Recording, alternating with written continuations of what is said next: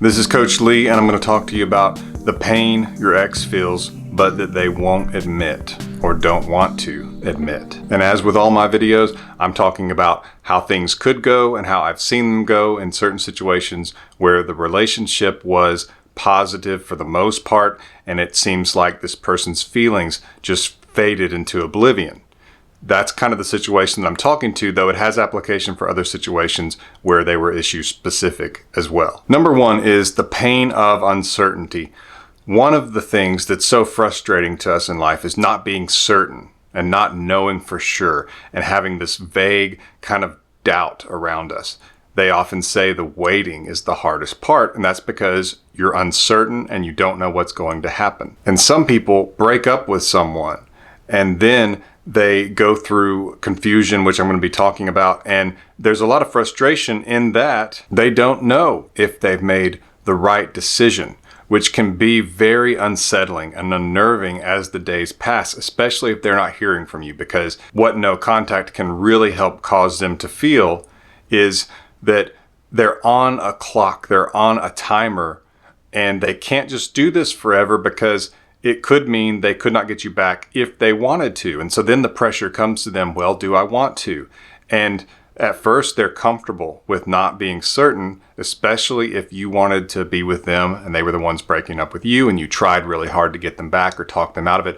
That's fuel that can really get them through some of those difficult days because they think that it's still certain that you would take them back. And so they kind of feel like they have a safety net. And I've talked about a lot of this before, but I never know what video people are seeing of mine for the first time. So I try to talk about things in different ways so that at least people can either hear it for the first time or hear it in a different way the second time. But the basic concept is that if they realize there's a possibility they made the wrong decision and it could really hurt them and maybe even destroy their lives for a time, when they come to their senses, that is something that is difficult to deal with, will cause them pain, and if you stay away, does increase the chances that they are going to want to get back together. Number two, this causes or can cause an emotional crash, and I've seen this a lot, where they get out of that relief stage and they haven't heard from you and they don't know what's going on with you, and there's suddenly that fear that maybe them actually breaking up with you has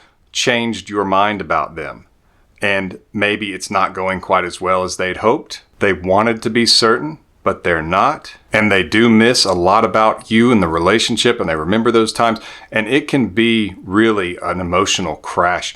They can become depressed. And some of you on coaching sessions with me, which you can book at myexbackcoach.com. If you want a coaching session with me, that's myexbackcoach.com. But a lot of you will tell me stories of where your ex just called you, and sometimes they would even cry, and they're down, and they will tell you, I don't know what I want, and I'm so frustrated, and I know that you're hurting, and I'm hurting, and they kind of have that moment, and that's that crash that I'm talking about that I do see quite a bit. And sometimes you don't know about it because they don't contact you, but they still have it, and they have people around them. Sometimes these people are encouraging them to stick with the breakup. A lot of times other single people will want to do that.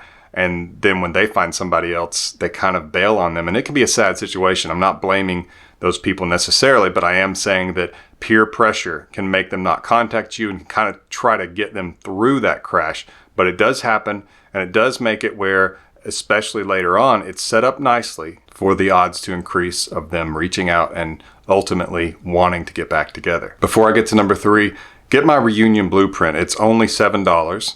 It's at reunionblueprint.com, and it's a powerful guide to help you get your ex back, and it's only $7. It's going to really help you understand what they're feeling and thinking, what caused this, and what's your best course of action to reattract them and to have the best shot of getting back together with them. It's the Reunion Blueprint. It's only $7, and it's at reunionblueprint.com. Thank you for your support and for listening to my commercial. And if you're married, I have a free mini course on saving your marriage at marriageradio.com/marriagehelp. That's a free mini course on saving your marriage at marriageradio.com/marriagehelp. Number three, the fading effect bias. That's when nostalgia takes over. The fading effect bias is a scientific principle, a psychological principle that basically painful or negative emotions are easier to forget than positive ones. And part of that is simply your mind, your brain, your emotions protecting you from re-traumatizing yourself. And so basically,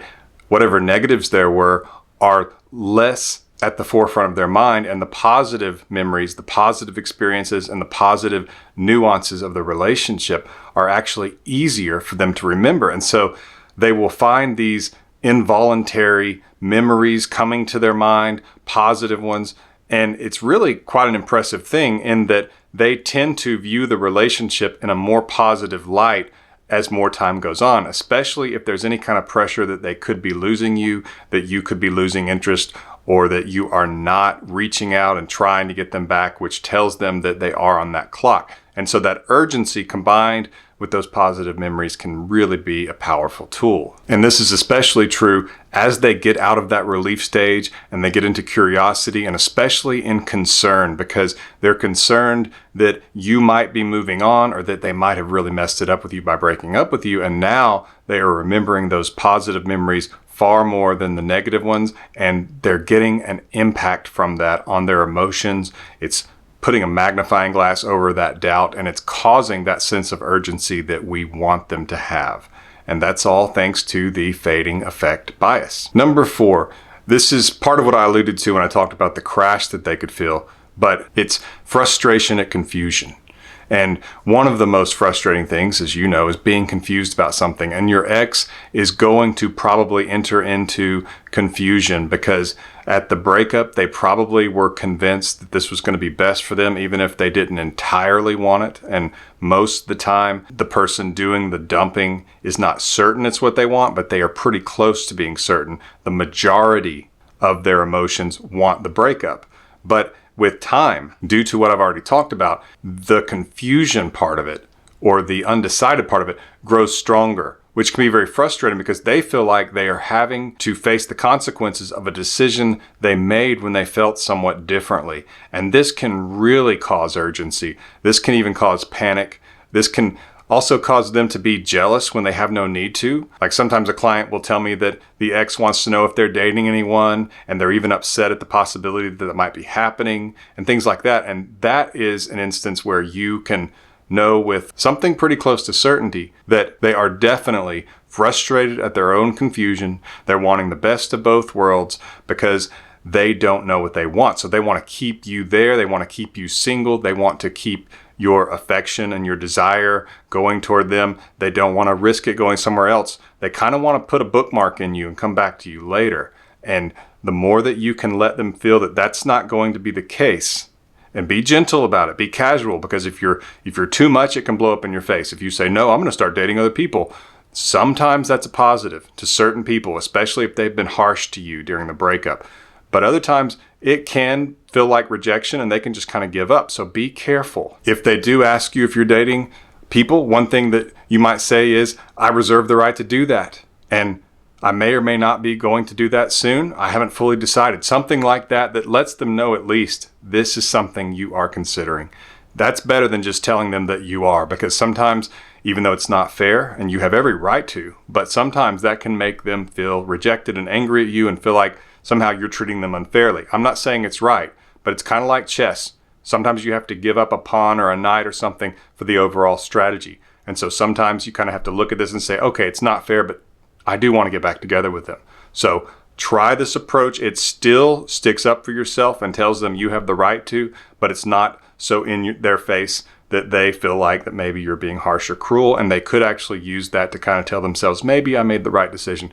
I know it's complex, it's not fair, but if you want your ex back and that's kind of your ultimate goal, then at least consider what I'm saying about this. Number 5 is being stuck while you move forward. In other words, they're sitting there confused and they feel like you are moving forward, at least to some degree. And that can be really frustrating because they kind of wish you were stuck too. They wish the two of you were just stuck and that nothing that would bring consequences would happen. But feeling like they can't decide and that you could move forward is a consequence. And that's what, as I've said in lots of other videos, they have to feel the consequences if you want the best shot at getting back together with them. And so let them feel stuck. When they do reach out to you and they want you to give them all the comfort in the world, maybe that you still want to get with them that you're definitely not dating, you're not even thinking about it. That's kind of what they want you to tell them a lot of the time. Now, sometimes they'll do the opposite, but that can be some sort of a mind game that they're playing, or that can show that they have really lost interest. That usually happens when people keep reaching out and kind of bugging them. They might actually even suggest that you date other people, which is not good, and it means you definitely have got to back off. You should have backed off anyway, but that's one of the consequences of you not backing off, is that they can actually suggest that, which shows a lot of emotional detachment. But that's not what I'm talking about. What I'm talking about is that they might reach out and bait you into telling them how much you love them and miss them and all these things, but then it's kind of like, okay, well, thanks for that, bye. And you definitely don't want that. So be careful. Don't especially go beyond mirroring them. So if they do tell you that they've missed you, it's okay to say, I've missed you too, but don't one-up them. Don't tell them just how awful it was. Try to keep it a little bit casual. You could even say, yeah, there's a lot to deal with when you're talking about a breakup, but that's life. Something that shows you are handling this with grace and that you are in some ways moving forward. But definitely resist the temptation to comfort them, because you will just comfort them and keep them in the breakup. So when they're trying to get you to confess your love and all that, if anything, you might even say that you're not certain, that you don't know what you want because of all of this and how it's unfolded, maybe even how they've treated you. That may seem really simple and logical now, but when you get in that moment, it's going to be tempting to alleviate all their fears and tell them how you will take them back at any point in the future, and they will always be the love of your life. I see that quite a bit, where people want to comfort the person who dumped them. Don't do that. They don't deserve your comfort. Remember to get my reunion blueprint. It's only $7. It's at reunionblueprint.com. That's reunionblueprint.com. And you can schedule a coaching session with me if you'd like one at myexbackcoach.com. That's myexbackcoach.com. If you like this video, please click the thumbs up, subscribe to this channel if you want to see more videos like this, and share this with your friends. They're going through a breakup and they need some encouragement. This has been Coach Lee, and as always, thank you for watching.